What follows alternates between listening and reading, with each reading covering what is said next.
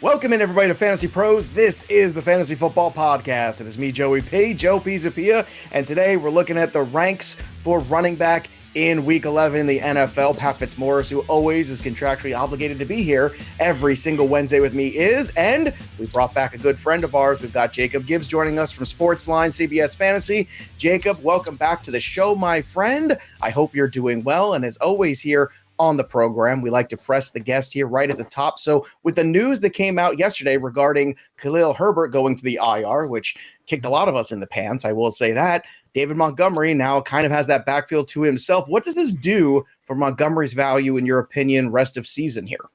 Yeah, I think it solidifies his projection on a week-to-week basis. We've seen some really low floor games from him recently. But honestly, I'm not super excited about Montgomery. He's had really great usage, even with Khalil Herbert healthy, and it just hasn't amounted to much. The offense is really flowing through Herbert right now, or through Justin Fields right now. It sure is. And so there just hasn't been much for him. But I think things could swing back in his way. He's not getting targeted at all, which has really been a problem for him because that's been something that's kind of boiled his PPR value in the past. But he has one of the lowest target per route run rates at the running back position. So I'm not super excited, but it does. I think I have him as running back 16 this week, and he was running back 21 before the news. All right, there you go. Tristan Ebner, another guy, too, that was picked up in some deeper formats, I know as well. But as somebody who has a lot of shares of Herbert, I was none too pleased about that. So, but you're right. I mean, Montgomery's been getting a lot of usage. It's turning into productivity. That seems to be the catch. But we're going to be productive today. Don't worry, everybody, because we're going to take a look at the RBs and the differences between the ranks of Pat and Jacob here. And let's start here at the top with Isiah Pacheco of the Kansas City Chiefs. Pat, you've got him as RB17. Jacob's got him at RB23. Consensus a little closer to Gibbs here at 24. So let's talk about Pacheco, who I feel like we're continuing to move in the right direction, but you seem to think there's going to be a jump for Pacheco in Week 11. Maybe, Joe. Right before we recorded this show, I saw a little note that Andy Reid downplayed the lack of a role for Clyde Edwards-Helaire last week and said it was just game circumstances and it's still a committee. So we'll see about that. But we're definitely seeing greater usage for Isiah Pacheco. I mean, remember when the Chiefs announced that he was going to be the starter a few weeks ago, and it was largely a ceremonial thing where he did start, but didn't necessarily play more. Well, this past week, he played over half the offensive snaps for the first time, season high 35 snaps, season high 16 carries for 82 yards.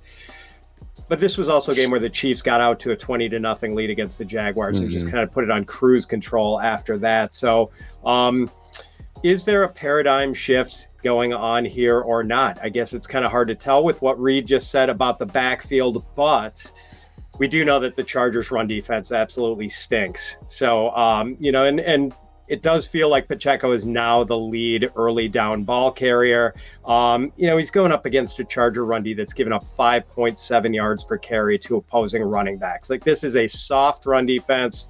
The Chiefs are solid favorites. So I don't know. I think it's a good spot for Pacheco. And even if this is kind of a committee, I think he can still sort of make his fantasy quota. All right, let's talk about your take with Pacheco here. 16 carries for 82 yards. You got the Chargers this week. A lot of this has to do with his matchup against the Chargers, Jacob. So what are your thoughts on Pacheco this week? Obviously, you still got him in that fringy RB2 conversation, probably starting in a lot of leagues. But what's your comfort level of starting him? Yeah, I think my comfort level will depend on the injuries to Mike Williams and Keenan Allen, actually. I think if both those guys are out again, which it's looking like they're on track to play, then the Chiefs would have a much better chance of controlling the game script and leading up Pacheco like we saw last week. And the matchup is great. So if the usage is there anywhere near what we saw last week, it's probably going to be a top 12 finish for Pacheco. But if it's more of a neutral game script, I am a little bit worried about him. He just hasn't drawn targets at all. He has a 5% target per route run rate, which is by far the lowest of the running back position. Like, for reference, Khalil Herbert, Brian Robinson, Tyler Algier, some of those guys that just don't get targeted at all are at 10%. They're double Pacheco. He never gets thrown the ball. And I'm glad that you found that quote, Pat, because just as someone who watches the Chiefs every week, I'm from Kansas City, I don't feel confident in what we're going to see week to week, even with what we saw last week. I don't know that the Clyde thing is real. It wouldn't surprise me if things even out, kind of like we've seen with the Rams, where like Darrell Henderson gets fed one week and then all of a sudden, it's more split. So I'm glad you saw that we have like actually some evidence from Andy that's not just like anecdotal, because I don't know if I'm convinced it'll have the role. And if you can't trust a coach in the NFL, then who can you trust? I mean, really. Let's go to the next guy here, DeAndre Swift. Pat, you've got him at RB28. You've got him, Jacob, at RB33. ECR was in the 30s, but over 24 hours since I put this all together, it's moved now to number 27, so a little closer to Pat now. So, Pat, let's talk about DeAndre Swift, what you saw last week out of him.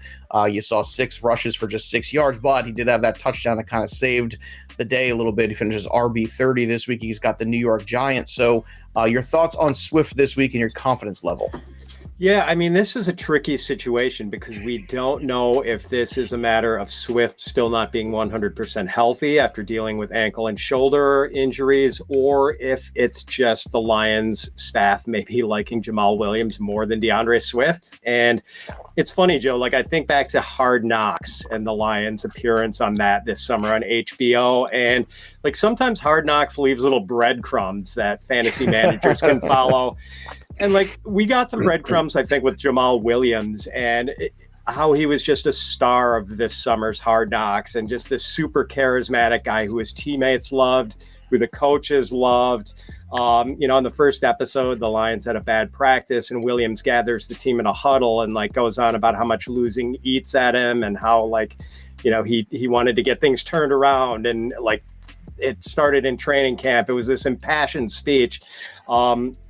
But then again, there was also an episode of Hard Knocks where the coaches were meeting and talking about how awesome DeAndre Swift was and how talented he was. And they just had to fix a few little issues with him. So I don't know. I mean, I think it's possible we get a big Swift usage bump at some point soon here once he is deemed to be 100% healthy. So while I still have Jamal Williams ranked ahead of him and pretty comfortably ahead of him, like it's not that big a gap. And I know some other rankers have a much wider gap than I do between the two backs. So, I still think Jamal Williams is a fairly safe start in most leagues this week, whereas Swift is more like in the flex conversation. But, it's kind of a fluid situation, I think. And I got to believe that health at least plays a small role in Swift's lack of usage lately.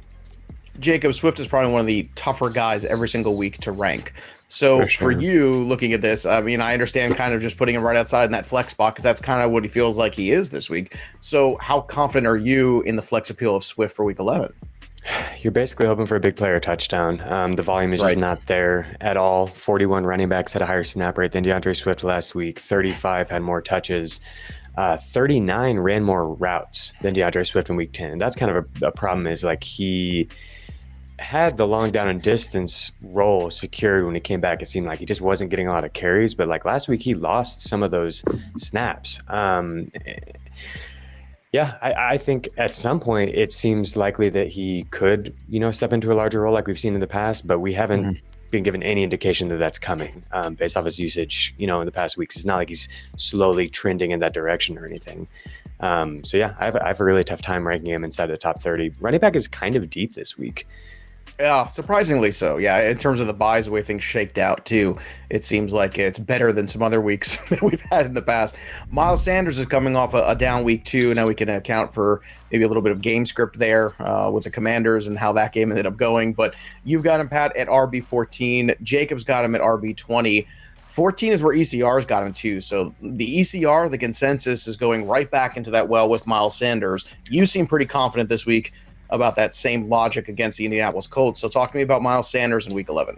Yeah, he is coming off the down week, Joe. And every week when I put rankings together, like I am always, you're a pro wrestling guy, Joe. I am always fighting a steel cage match against recency bias, like every week. And, I think with Miles Sanders this week, I won the steel cage match, trying not to let last week's down game sway my ranking of him. And at one point late in the first half of that game, I was kind of sweating out. Like I needed 60 yards out of Terry McLaurin to win a game, a critical game in my most important league. And right at the end, when he had a catch in the first half that put me over the top on that drive, Joe Buck, I think, mentioned that the Washington Commanders had run 51 plays at that point in the first half against the Eagles. And it was the most offensive plays any team had run all year. So what are the ways in which Miles Sanders could fail in any given week? One is a rare unfavorable game script, and he had that against Washington, with Washington just completely controlling the ball all game.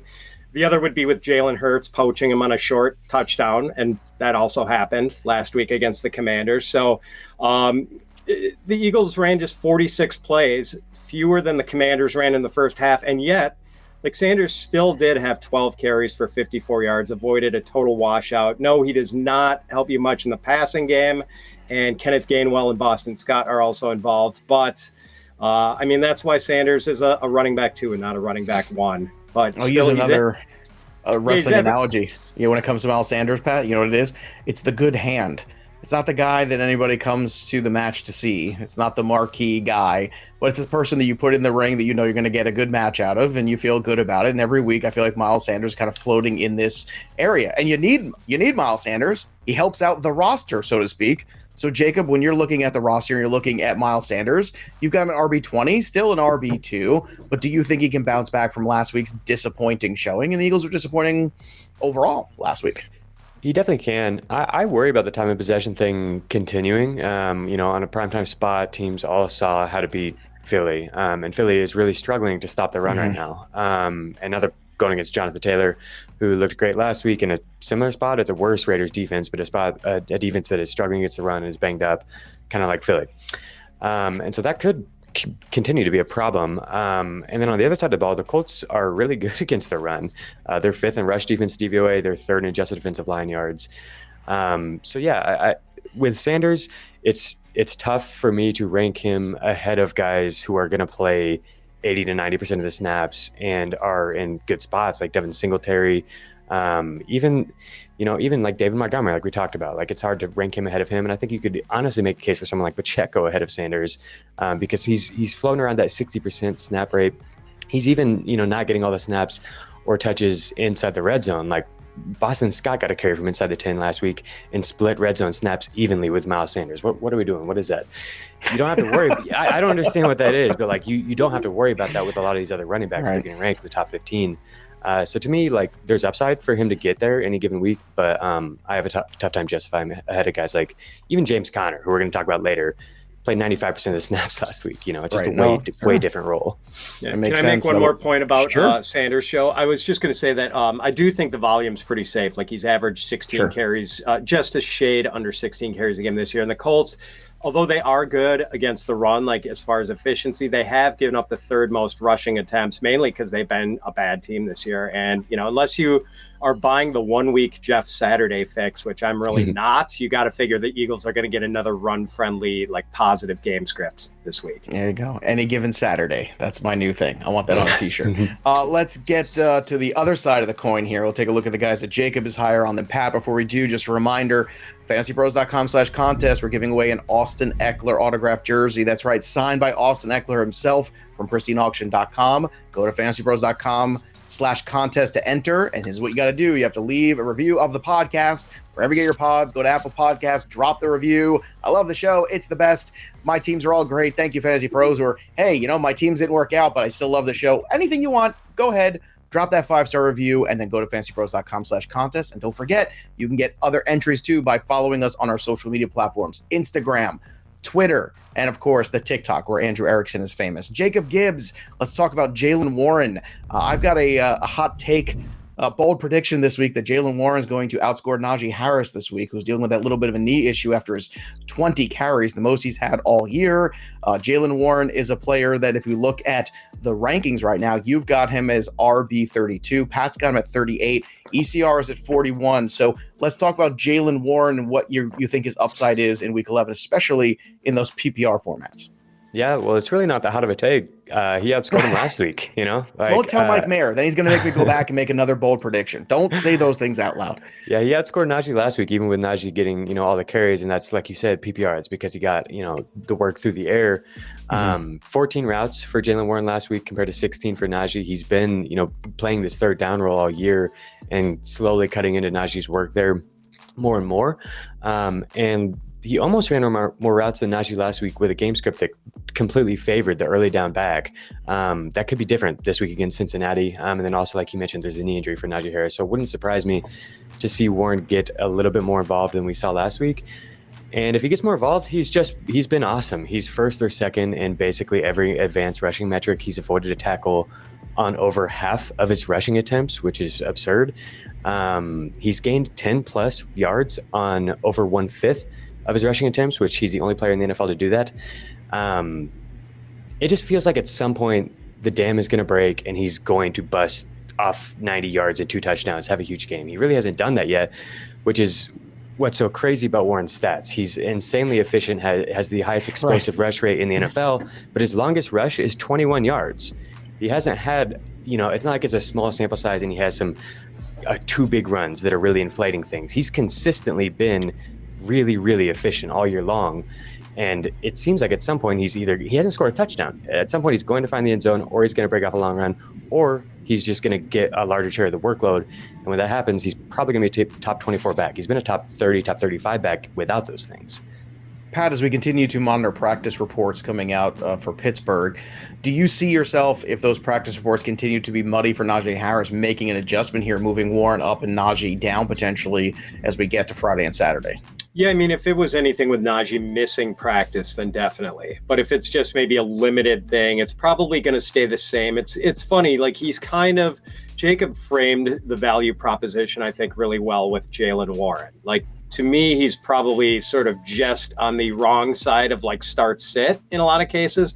But like that usage in the passing game sort of paired with his occasional usage on early downs, like makes him really close to being a starter. And it's like you're holding a straight flush draw here. And like there are some different ways to make your hand. Like it could be an injury to Najee Harris, or the knee gets worse, or the Steelers find themselves like down multiple scores against the Bengals and they want, more of a passing down back, that spikes Warren's snap share maybe. So there are ways for him to be fantasy relevant right now. I think right now he's kind of a desperation play in week 11. I don't know if I'd feel super comfortable with him in the lineup, but like there are ways for him to get there and give you a fantasy relevant game.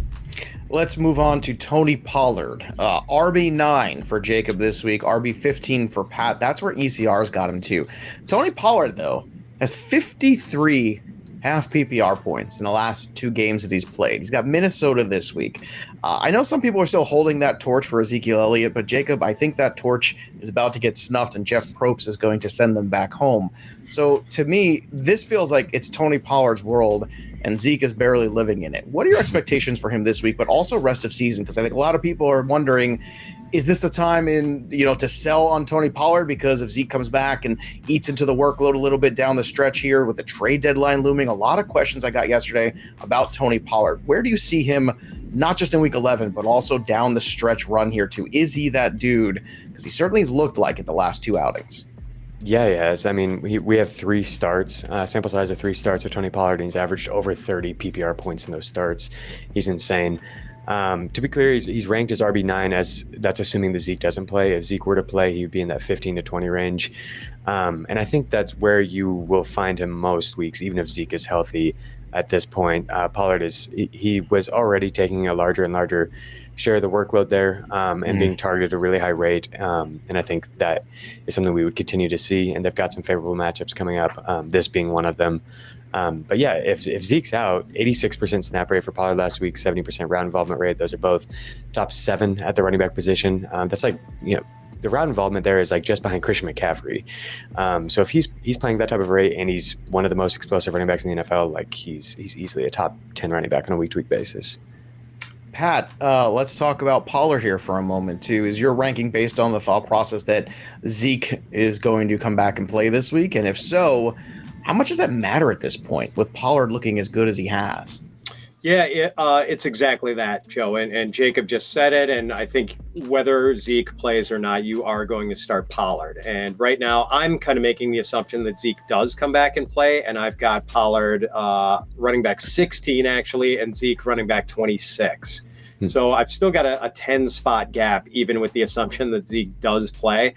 But like Jacob said, this reflects that me making more of the assumption that Zeke does play, and Jacob is kind of ranking him as if he won't, and then one of us is going to adjust later on. But I think we have the same idea that we're excited about Tony Pollard regardless, and want to get him in lineups. Well, Jacob is excited about James Conner because he's got him at RB18, which is where ECR is. Pat's got him at RB22. All right, you saw James Conner come back last week, look healthy, get the lion's share. Benjamin gets moved on. So, Jacob, where are we at now this week with James Conner? Not excited. I just wanted to be clear. I haven't been excited about James Conner in a long time. All right, but that's fair. Yeah, it's more of just a volume thing. 95% snap rate. He saw 8 of 12 red zone touches. They had one play from inside the 5 they give to Conner. He scored. The offense is running through him, and I think even if Kyler is healthy enough to play, he's probably going to be a little bit hobbled, and the offense will continue to run through Conner. We don't know how much it's going to matter. I think they're only implied for 17 points this week. But just from a volume-based play, even in a tough matchup, a really tough matchup, the Niners haven't allowed 60-plus yards rushing all year to Christian McCaffrey, Austin Eckler, Javonte Williams. They've been one of the toughest matchups out there, but I think like we saw last week, even without the touchdowns, there was enough raw volume through the air and on the ground that I think you can feel comfortable starting him if you have to. But he says with a sigh. So I'm sorry that I miscalculated there with your excitement. I get where you're coming from. The matchup is certainly tough. There's no doubt about that, Jacob. And Pat, when you're looking at this matchup here against San Francisco, he is getting the volume. He does have touchdown equity. Jacob makes a great point. Kyler Murray may or may not be healthy enough to run his usual Kyler Murray self. So do you think Conner is somebody that could really disappoint this week because he had the 2 touchdowns last week and San Francisco is very tough? Or do you think that the volume is enough that you got to start him no matter what? Yeah, I mean, that's the thing. A dude coming off a game where he gets a 96% snap share and it's a 14 bye week, he has to be inside of RB2 territory. But the reason that for me, James Conner just barely snuck through the velvet rope into RB2 territory is that the Cardinals running game stinks. Arizona running backs are collectively averaging 74.5 rushing yards per game and have 7 touchdown runs in 10 games. The offensive line is just bad at run blocking. They're 25th in Football Outsiders adjusted line yards run blocking metric. They are graded 31st in run blocking by PFF, ahead of only the Chargers. And they're facing, as Jacob said, just a hellish matchup against the 49ers, who are 3rd in DVOA against the run and are giving up 3.3 yards per carry. So bad matchup. But if you're going to just let James Conner hammer away 20 times, I guess you got to count me in for that as a running back 2 or flex guy. All right, let's get to the rankings throwdown. Now, this is the part in the show where Professor Pat usually tells me that I'm wrong and I need to go back and do summer school. Although, in week 10, in the expert rankings, somebody was higher than Pat Fitzmaurice. However, don't look at the on the years thing because Pat is crushing me on the year. I just want to look at week 10. I've got tunnel vision. But Pat, let's talk about it. Brian Robinson. I love this matchup. How do you not love this matchup for Brian Robinson this week against the Houston Texans? I know people like Gibson too, but I'm looking at this. I've got him as RB19. ECR's got him at 26, 7 spots difference. I'm in on Brian Robinson. Am I wrong, Pat? So I'm not quite as pie in the sky as you are, Joe, but I am above consensus with you. So I've got him at running back 24. I mean, against the Texans run D that is allowing a league high 156 rushing yards per game to opposing running backs, and has given up a league high 13 touchdown runs to opposing RBs. There's room at the table for both Brian Robinson and Antonio Gibson this week. There's always room at the table, too, for our listener mailbag. So let's get to it again straight from our Discord, fantasypros.com/chat. Free to join, but if you are a premium member, you get access to stages, AMAs, and a whole lot more. So, Jacob, let's see if we can help out our friend B here. I was just offered Devin Singletary for Brian Robinson. Well, speak of the devil. In PPR, straight up in a redraft league. Ranks tell me to do it. Any reason not to accept. So would you rather have Singletary or Robinson this week? Both have pretty good matchups, but who would you rather have this week / rest of the season? I do have Singletary ahead of Robinson. I worry a little bit that he could lose out on work a little bit to, Nyheim Hines as he gets more integrated into the offense. Looking at the matchups now, the remaining schedule is pretty good for Brian Robinson. The 49ers in the the fantasy semifinal week. Week 16. And then the Browns after that are kind of tough spots where the Commanders could be losing. So yeah, I think I would stick with Singletary. I feel a little more safe that they're going to be giving him the ball each week. But what we saw from Robinson last week is pretty exciting, and he does have 3 or 4 straight matchups here where he could continue to get fed. Pat, do you agree there? You'd rather have Singletary over Robinson, ROS? Yeah, I do. I've got him valued higher. You know, that week 16 matchup against the 49ers is bad, and Robinson still has his bye ahead of him in week 14. So that's basically 2 weeks where you can't use him at all. So I'd rather take Singletary, and obviously he plays in the much better offense too.